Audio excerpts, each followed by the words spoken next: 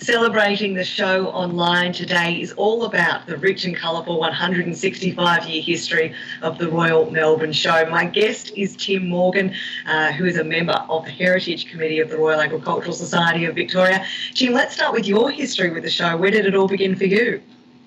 Well, it started with my father, Lindsay, who was involved with the RASV from about the 1950s. He was involved initially as an area supervisor in Gippsland for the Victorian Young Farmers organisation. And then we moved to Melbourne from Sale in Gippsland, and he took up the RASV's public relations role. And after his retirement in 1977, he produced volumes of the official history of the Royal Agricultural Society, Speed the Plow, and also wrote a book called The Showies, which really highlights or focuses on the history of 6 remarkable outdoor showmen. I joined the RASV in the early 1970s. I'd left television at the time. There was nothing much happening in television production in Melbourne at that particular time. Had the opportunity of joining the RAS. I'd been to the show as a kid and tagged along with Dad. Had a fantastic time and thought I'd give it a go. Started off in the Breed Society area, moved into Rural Youth Administration, and then had the opportunity to become Media Manager and Public Relations Manager. In the late 1980s, I left the organisation for a short period of time, came back in 1990, took up a commercial sales role for the show, selling commercial space, moved into venue promotions for the showgrounds, and then took on the show operations role before moving out in 2006. You've had a very varied and colourful history with the show yourself, and I'm definitely going to ask you a little bit about how you've seen the show evolve over your lifetime. But you mentioned a book called Speed the Plow that your father authored. Why would a history of the Royal Melbourne Show be called Speed the Plow? Well, it's a very, very interesting question, and the whole thing started, Lindsay, with a ploughing match in 1848 with the Port Phillip Farmers Society. They started off the whole shebang with a ploughing match in an effort to try and improve the standard of tillage and general farming practices way back when. And that's how the whole thing started. From there, moved into the National Agricultural Society, the Royal Agricultural Society after that. But it's a really fascinating history over many, many decades, of course. And the society and its predecessors really had a marked impact on the development of agriculture in this state. Using both your own personal experience of the show and also your knowledge of the history of the show, what are some of the key changes and how has the show evolved over 165 years?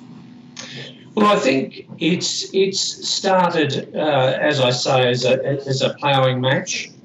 It really, the show itself was an extremely important benchmarking exercise for farmers in the colony initially, Lindsay, but also became a principal opportunity for farmers and people involved in rural production to promote their product to potential sales areas. It also became a fascinating entertainment for the population of Victoria, and it's developed enormously from the point of view of also agricultural education, really bridging that gap between country and city communities and providing an opportunity for city families to really gain an understanding of just how important agriculture is to this state and to Australia. How does the Heritage Committee go about keeping a really robust catalogue of the history as it evolves now? What sort of projects do they undertake? One of the projects they've embarked upon in recent years, Lindsay, is the oral history program. And this is really fascinating because it captures, or it has captured, the recollections and reflections of about 50 people to date, and it's an ongoing program. People who have been associated with the society and the show over a period of time. People who have included show exhibitors, past presidents, past CEOs of the organisation, amusement operators, the whole box and dice. And it's a remarkable human history, if you like, of many, many years. You go back and you can see families who've been involved with exhibiting for over 100 years. It's an extraordinary sort of documentation of their commitment to the Royal Melbourne Show and the RASV. And this has become a very, very important resource for not only the members of the Royal Agricultural Society who are interested, but now the general public. Well, speaking of the general public, we are broadcasting this interview right now out onto social media, and that means that boys and girls and mums and dads that would normally be enjoying the real Royal Melbourne Show are instead enjoying our version of it this year, the virtual version, celebrating the show online. I remember my parents telling me, or surprising me with the way the Royal was when they were kids versus how it was when I was a kid. I wonder, are there some things you could surprise the boys and girls watching now with regards to what it was like when you first went to the Royal Melbourne Show? Well, it has changed. There's no doubt about that. But back when I was a kid, teenage years and younger, the Royal Melbourne Show, as royal shows in other towns, were the big ticket item of the day, and enormous crowds crowded into the showgrounds to have a look at things like the grand parades and the animals and that sort of thing. And also, it was more, I think, more of a family entertainment focused on rides and show bags and that sort of thing. There have been changes, particularly with the Melbourne Show in recent years with the redevelopment of the showgrounds. That's been a necessity because of the condition of the old showgrounds and the problems that related to that. And that's meant that there had to be changes in the way that the show's actually conducted. The interface with animals has had to be reorganised and so forth.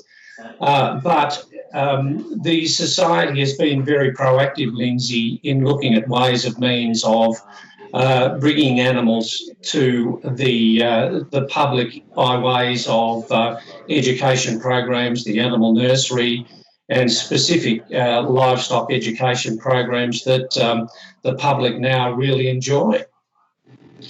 Now, if people are interested, Tim, in finding out more about the history of the RASV and the show, they can find a fair bit of information online, is that right? Yes, they can. We would recommend that people log on to rasv.com.au, and they can not only find everything about the RAS and the show as it currently is, but if they hit the virtual museum tab, they can also have a look at the oral history interviews that I mentioned previously, and also gain some information about the wonderful history of the Royal Melbourne Show and indeed the Royal Agricultural Society of Victoria. Well, Tim, on behalf of proud showgoers, the many competitors and attendees and volunteers that so love the Royal Melbourne Show, we want to thank you and the Heritage Committee for the wonderful work that you do in making sure that we have a record of the evolution of this extraordinary event. And I think I probably speak on behalf of both of us that next year's show cannot come soon enough. That's absolutely correct, Lindsay. Well, thank you so much for your time today, Tim, joining us on Celebrating the Show online. And if you want to know more about the heritage of the show, and boy, is there a lot to enjoy, head to the online resources on the website.